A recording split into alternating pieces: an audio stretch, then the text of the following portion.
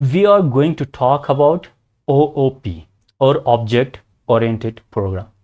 Well, this is very important concept in Python programming language, or specifically in the complete programming languages which are object oriented, like Java, JavaScript, C++, and many other programming languages that are OOP, or object oriented programming. Well, we can say that before this, we just know that everything in Python is an object. Well, before that, let me have something like, well, we have already seen this. And well, if I want to have that type of it, well, we just see. Let me print this. This is class. Well, it shows class Boolean, class none type. Well, class is very important because when we talk about the OOP, so we just use the class word here because we create class. And when I thought about this, well, data types, and I talked about something, well, we can create data types with class or object oriented programming when we reach there. Well, luckily we are here now. Just we can create everything while using OOP. So we said that we know that everything in Python is an object. We see that everything is built in Python by class as well. Which class? This class. Well, we have seen the data type, none data type. Well, Boolean means 0 or 1, or true or false. And now we have said that everything is object. But what is an object? Well, object has methods and attributes, and you can access with the dot. How we can access that? Well, let's see. Dot. When we say dot, there are many things, like as integer ratio, bit count, bit length, like many things. Let's have a very great example here. When we use string, like we have hi, and I just press the enter. The dot, well, we see here many methods, like capitalize, casfold, center, well, count, encode, means many methods we have seen here, like some are dunder methods.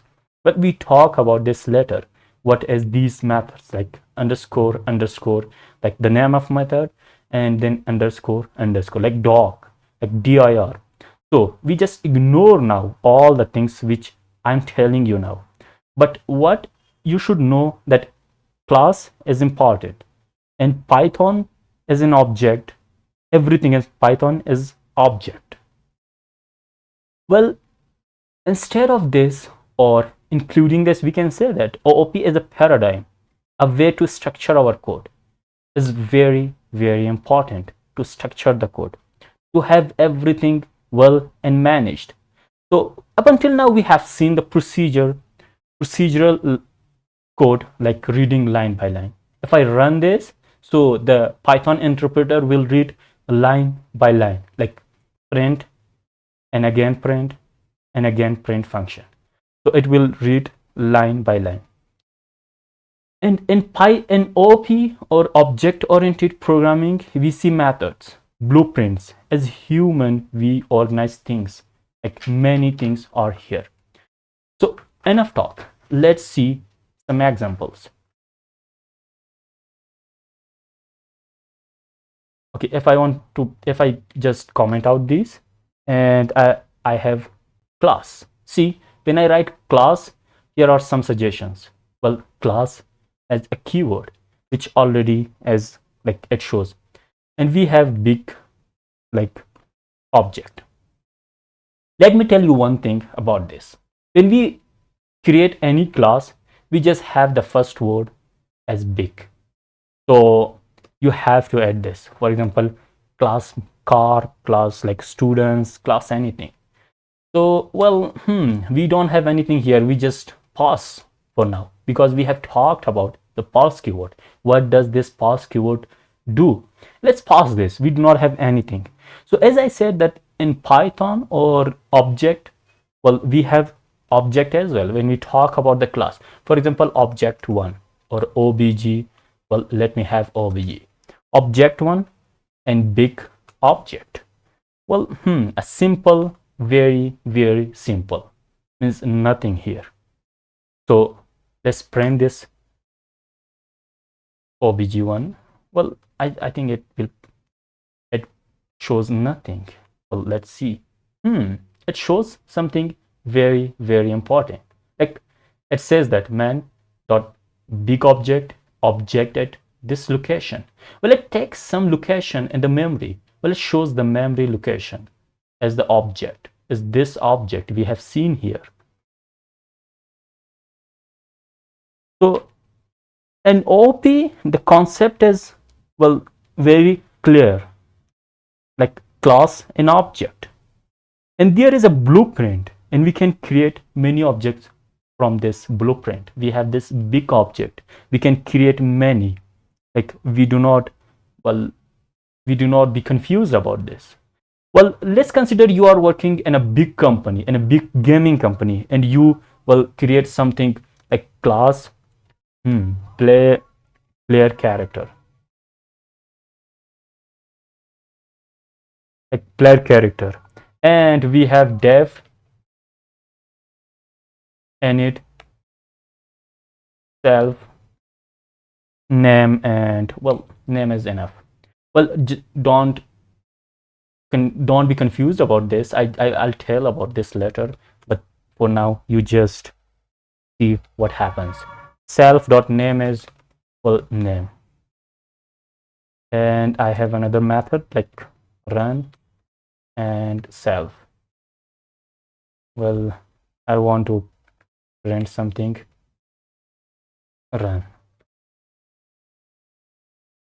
I want to have player 1. Well, it is an object. Player 1 is an object. So I want to add this, and well, the same thing, I want to do that. Player 1. Let's see. First of all, I want to print something, and then I'll explain everything. Well, there is an error. Type error. Player character init missing one required positional argument, name. Well, that's great. It throws an error because we have here a name, but we have not used here the name, or we have not like give a name for that. Well, what will be the output? But before that, let me tell something about this init method. Well, it is def underscore init underscore well, the rest of that, well, function. So this is a dunder function. It means it is a constructor.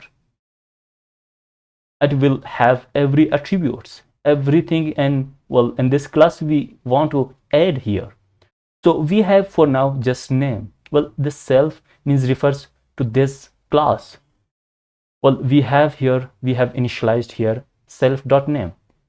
Now it is another function we have defined here, but we have not used this function, and we have created an object here, and we have used this class, object of this class, and we have printed this object. Now let's see what happens. Like I want to have this Sandy, and if I print this, well, it prints the location. What is the solution? How we can access the name here? Because we have here the name, and here also the name, and dunder function, or in constructor. So how we can find the name? Now let's say that we had here a method. Well, as I said, when I add the dot, it will show something like the name and the run. We just want to show the name. And if I print this, well, this is name, Cindy. Well, it shows the name. So this is method. We have talked about this before this, and we have had a very clear understanding of this when we talked about the iterable, when we talked about the string, list and tuple, dictionary, set. And when we talked about this, so we have seen it that this is very, very important. Now let's have another, well, object. We have created another object and we just add like Tom. And well, the same thing, we just want to have Tom dot name. Very, very simple.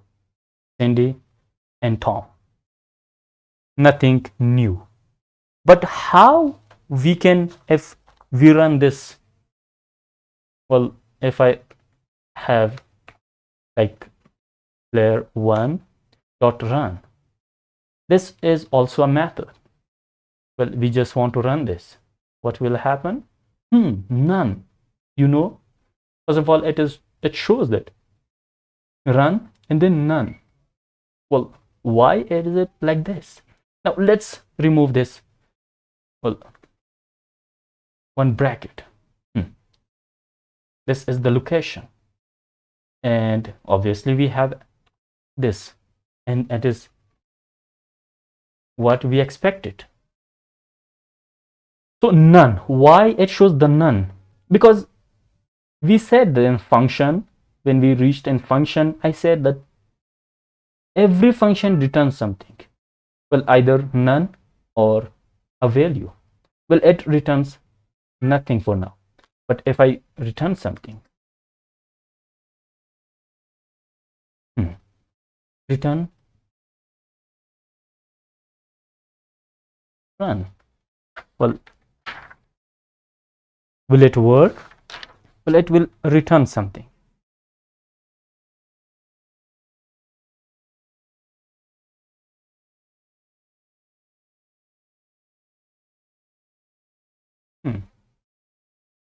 What will happen? This is run. It shows the run. Well, this is the OOP, well, object-oriented programming. So you can make, or you can define another method or another function here. So whatever comes here is called method. In the class we have here, whatever we have is called method. We can create methods here. We can make another function as method, and we can use that.